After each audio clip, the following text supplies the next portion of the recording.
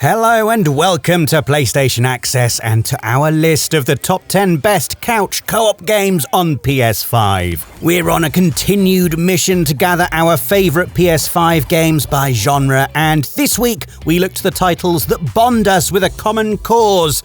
Many of them can be played together online, but they absolutely sing when there's a single sofa uniting all those butts. I will also accept one smaller sofa and 2 adjacent armchairs. To make the cut on this list, the game must have a native PS5 version, though you can check out our best PS4 local co-op feature for our backwards compatible recommendations. In true co-op fashion, I'm going to tag team this with Ash. So let's get started with It Takes Two. Had to be, really. I mean, the clue's in the title. Hazelight's platform adventure isn't just better in co-op, it's the only available option. That's how totally the spirit of collaboration is baked into the game's DNA. It follows an unhappily married couple who are transformed into dolls, stick with me here, and forced to rediscover their bond to get back home to their daughter. I'm going to skip over the creepy Dr. Hakim who guides them along the way. I'd have dropped this book off at the charity shop the second he did his first pelvic thrust. Ugh.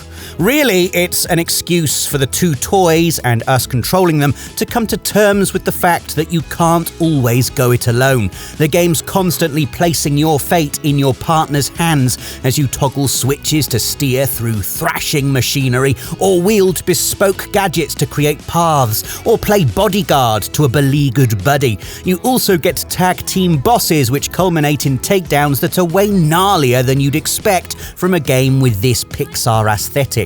I still have nightmares about Cutie the Elephant to this day.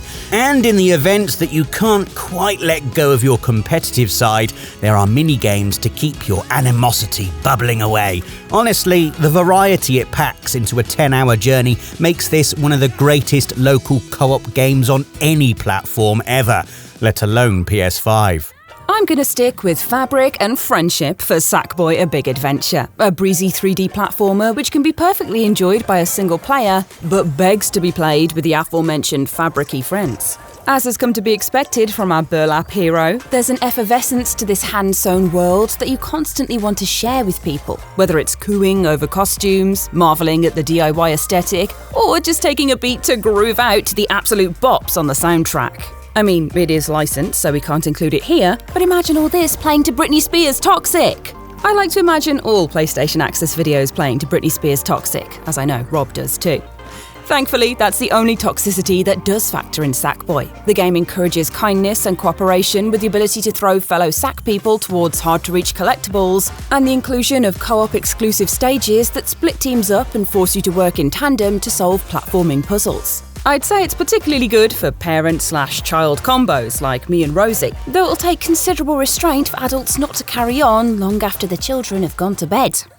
Next, Baldur's Gate 3. Not just a co-op game, but a story about cooperation, or the lack of it, and what that entails for an adventurer in dire straits. It gives you a very private problem. There's a tadpole in your brain, turning you into a squid monster, but quickly partners you with fellow infected, a gang of damaged and untrusting souls whose own survival instincts might not align with your own. So, do you spend the campaign treading on eggshells? No, you improve the odds of survival by inviting a trusted friend to play the whole thing in split-screen co-op. I say trusted friend, as this second player is free to do as they like in the world of Faerun. They could opt to run in the opposite direction, sowing seeds of discontent with every quest giver they meet. Such is Larian's commitment to replicating tabletop role-playing. Every hero has the agency to derail the adventure. We recommend pulling in the same direction though. Turn-based combat becomes a riot as you synergize moves, and by listening in on your partner's conversations, the split view blends to fill the TV. And when you're talking to majestic beasts, they deserve nothing less than your full widescreen. So, in the immortal words of Baldur's Gate 1, gather your party before venturing forth. Talking animals next, we have got Teenage Mutant Ninja Turtles Shredder's Revenge. This is a brilliant riff on an arcade classic that used to eat pocket money faster than Raphael gobbling an extra-large margarita. Thankfully, there's no change-chomping in Tribute Games' loving throwback to Konami's side-scrolling brawlers, which is good news for pals who want to play in local co-op, and terrible news for the legions of foot soldiers about to get a nunchuck to the face. Or indeed, a bow staff, or a katana, or a pair of sais. Of course, the game's secret weapon is the quality of life improvements that arcade dwellers could only dream of. Dodge rolls, aerial uppercuts, directional throws, charging attacks, not to mention screen-clearing specials that you build through combos and then can unleash at the perfect moment. Even the character roster goes above and beyond, padding out the Reptilian Quartet with Splinter, Casey Jones, and April O'Neil, who can thump a mic into Shredder's gob like the world's most aggressive vox popper. Teenage Mutant Ninja Turtles Shredder's Revenge supports local co-op for 4 players, and online co-op for 6 players. Almost seems unfair with those numbers. I don't know what deal was struck with the co-op devil to get Diablo 4's spread of local multiplayer options, but this is such a comprehensive package that it's surely worth whatever pitchfork-based repayment is due down the line. 2 players can share a screen and link online with another pair enjoying the same setup elsewhere to form a party of 4. What's more, monsters scale to individual heroes, so any combination of experience levels are met with a perfectly judged challenge. And best of all, you needn't pause to watch your pal endlessly tweak their outfits, or they're yours, as it's handled in a nifty side panel while your character loyally follows the active player. All that makes it technically brilliant, but it ignores what a natural fit Diablo 4 is for co-op. A big part of any action RPG is build remorse. As you pick a class or funnel points into skills, you're constantly aware of the awesome toys you could be playing with. The beauty of co-op is fighting alongside those what-if builds up close, seeing 2 power curves playing out in tandem as damage numbers go up and up and up and visual pyrotechnics drown the halls of infernal deities in extraordinary aggression. They say the devil's got the best tunes, but he has the best couch co-op too. From hack and slash, we head to hack and slash and stab and bite and scream and wail. Yes, it's The Quarry, Supermassive's latest interactive horror flick, and one that continues the fine tradition of Until Dawn and the Dark Pictures anthology of being as much a slasher spectator sport as it is a nuts and bolts survival horror. It is practically impossible to sit in the same room as this game and not get pulled into the bloodletting as you chime in on key decisions and collectively bellow, "Don't go into the basement!" But why shout from the sidelines when you can directly influence the fate of the 8 camp counsellors trying to survive one terrible night at Hackett's Quarry? Couch Co-op invites 8 people to divvy up the cast and take control with Pass the Pad. The hilarity of this is not just triggering QuickTime event disasters. Goodbye, cruel world. The final curtain is calling and there's no time for an encore. But trying to avoid decisions that might doom your fellow couch sharers. Even better, each participant can calibrate accessibility options, so the most hardened horror nut can enjoy full-on pressure, while the grandparent you've roped in can be spared any tricky button mashing. A game any group can enjoy. Well, until Grandma makes it weird by forcing all the teens to make out. No, Grandma! Bad Grandma! A wizard, a thief, and a knight walk into a bar. Heard this one before? You'd be forgiven. Trine's trio of collaborative clobberers have been doing their co-op thing for almost 15 years. And if it ain't broke, don't fix it. In this 2D physics puzzle platformer, success hinges on carefully combining the muscular heft of Pontius the Knight, the rope tethers and arrows of Zoya the Thief, and wizard Amadeus' ability to summon crates and planks and telekinetically steer them around. Where the series evolves is in a nifty adaptive difficulty that reworks the layout of levels and components of each puzzle to fit the number of players in the party. Adventure with a full 4, and there are many more moving parts to contend with, requiring synergies between all hero abilities. Return in single player and you'll find it drastically simplified. Trine 5 includes classic co-op for 3 players or a version for 4, where you can play with any combination of heroes you want. A whole squad of 4 Amadeuses. Knock yourself out. And you probably will with that many crates flying around. Ever tried making a sandwich with padlocks instead of bread? I ask because in our town, escape rooms now outnumber bakeries, such as the popularity of getting locked in a room and then busting out using anagrams or whatever.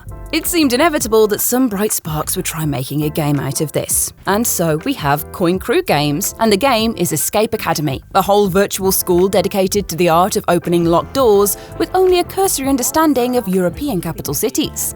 It really is that simple. You're stuck in a space, you poke and probe for inventory items, and hopefully pick up on subtle pointers about how graffiti scrawled on wall A might somehow relate to the floating letters in fish tank B.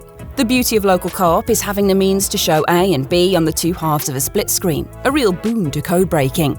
Of course, it also replicates the delicious drama of two people getting aggy with each other because it was obvious, Dave, that the banana wasn't meant to be blue. Who has ever heard of a blue banana outside of Grebo shops? Anyway, if two friends can make it through these rooms, they can make it through anything. I know what you're thinking. Tetris, Rob?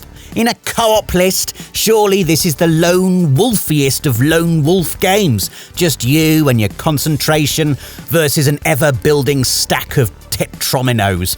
The clue lies in the name. Tetris Effect Connected. This was a big multiplayer update that includes the titular Connected mode, a frankly incredible co-op experience that sees 3 block builders taking on AI-controlled bosses. It works like this. 3 players build solo towers, clearing lines to fill a shared zone meter. Max that out and the 3 stacks merge into a mega stack as you enter the zone and take turns to place pieces on a vast wall of bricks to complete as many lines as possible. Lines finished here are added to the boss's stack, gradually forcing them into a loss. Of course, they fight back by throwing blitz attacks at your individual towers, but that moment of unity, when the music suddenly surges and 3 players work in perfect harmony to fuse huge fizzing combos, is the perfect payoff for enduring the blitz fear. Honestly, it's an almost euphoric experience, one everyone should try in local or online co-op at least once. Hopefully you enjoy the previous 9 games enough that you and your housemates don't end up going your own way. But should it come to that, why not practice for the big move with Moving Out too? It's basically Overcooked for removal firms. And I'm not just saying that because they're both published by Team 17. Both are games where people are free to go their own way. In this case, sprinting around homes, grabbing domestic appliances and chucking them into a moving van. But both are impossible to conquer without serious coordination. Not only are there huge sofas and tables that are quicker and easier to heap around with multiple movers, but twisty interiors encourage relay teams to efficiently hurl items along a daisy chain, or to split up duties to ensure that someone is closing gates before farm animals can escape, or making sure furniture isn't getting clogged up on conveyor belts. Throw in devious hidden objectives, try clearing a house without breaking any glass, say, and by the time you've 100%ed the campaign, you've evolved from Chuckle Brothers-style clown show to ruthless wardrobe wrangler. Local and online co-op support up to 4 players. There you go, those are our 10 picks for couch co-op games on PS5. Though it's by no means exhaustive, the PS5 is groaning with team-based fun. I'm desperate to hear your best local co-op games in the comments below, and while you're here, why not check out our other PS5 top 10 lists? Whatever your genre, we've got you covered. Thanks for watching, and see you again soon.